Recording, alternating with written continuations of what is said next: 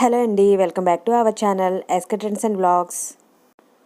Onion chutney చాలా సింపుల్గా టేస్టీగా ఎలా చేసుకోవాలో చూద్దాం.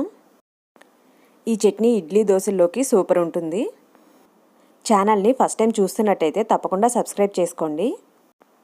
టేస్టీ రెసిపీస్ తక్కువ ఇంగ్రీడియంట్స్తో చేసుకోవాలనుకునే వాళ్ళు తప్పకుండా చూడండి. స్టవ్ ఆన్ చేసి ప్యాన్ పెట్టుకుని పచ్చిమిర్చి ఆయిల్ వేసుకుని పచ్చిమిర్చి ఫ్రై చేసుకోవాలి. ఇలా ఫ్రై అవ్వగానే సపరేట్ ప్లేట్లోకి తీసుకోండి. అదే ఆయిల్లో ఆనియన్ పీసెస్ వేసుకుని ఫ్రై చేసుకోండి. మీడియం ఫ్లేమ్లో ఫ్రై చేసుకోండి. ఆనియన్స్ ఇలా కుక్ అవ్వగానే సపరేట్ ప్లేట్లోకి తీసుకోండి. అదే ఆయిల్లో టమాటో పీసెస్ వేసుకుని ఫ్రై చేసుకోండి. ఆనియన్స్ ఎంత క్వాంటిటీ తీసుకుంటామో టమాటోస్ కూడా అంతే క్వాంటిటీ తీసుకోండి. టమాటోస్ కుక్ అవ్వగానే సపరేట్ ప్లేట్లోకి తీసుకోండి. మిక్సీ జార్లో చల్లారిన green chillies, onion pieces, tomatoes, కొద్దిగా చింతపండు, టేస్ట్కి సరిపడా సాల్ట్ వేసుకుని గ్రైండ్ చేసుకోండి.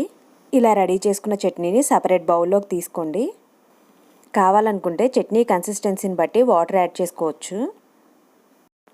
స్టవ్ ఆన్ చేసి ప్యాన్ పెట్టి 2 స్పూన్స్ ఆయిల్ వేసుకుని వేడైన తర్వాత పోపు దినుసులు, ఎండుమిర్చి, కరివేపాకు వేసుకుని పోపు రెడీ చేసుకోండి.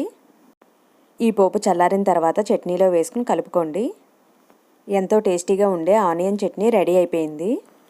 మీరు కూడా ట్రై చేసి టేస్ట్ ఎలా వచ్చిందనేది కామెంట్ సెక్షన్లో కామెంట్ చేయడం మర్చిపోకండి. Thank you for watching.